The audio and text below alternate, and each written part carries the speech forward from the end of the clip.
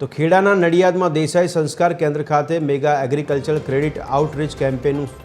આયોજન કરવામાં આવ્યું હતું, જે સંપન્ન થયું। સેન્ટ્રલ બેંક ઓફ ઇન્ડિયા દ્વારા ખેડૂતોના સશક્તિકરણ અને કૃષિ વિકાસને પ્રોત્સાહન આપવાના ઉદ્દેશ્યથી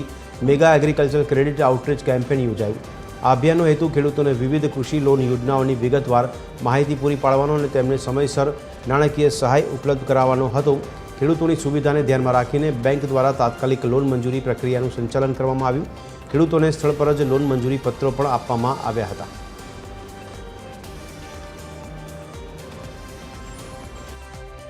प्रोग्राम बनाया है कि पूरे इंडिया में आज और कल हम लोग कृषि के लिए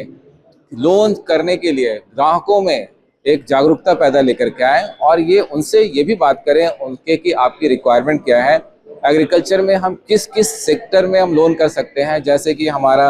किसान क्रेडिट कार्ड हो गया, एसएचजी में फाइनेंसिंग हो गया, पोल्ट्री की फाइनेंसिंग हो गया, पोल्ट्री फाइनेंसिंग हो गया,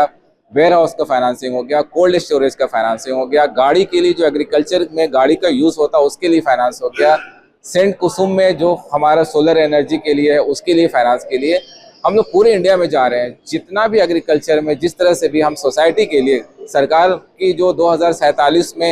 जो उद्देश्य है कि इकोनॉमी को सबसे बड़ा इकोनॉमी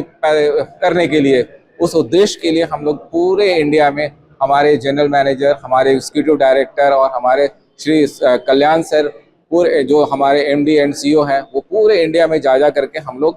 एग्रीकल्चर पर ऋण के देने के लिए बात कर रहे हैं।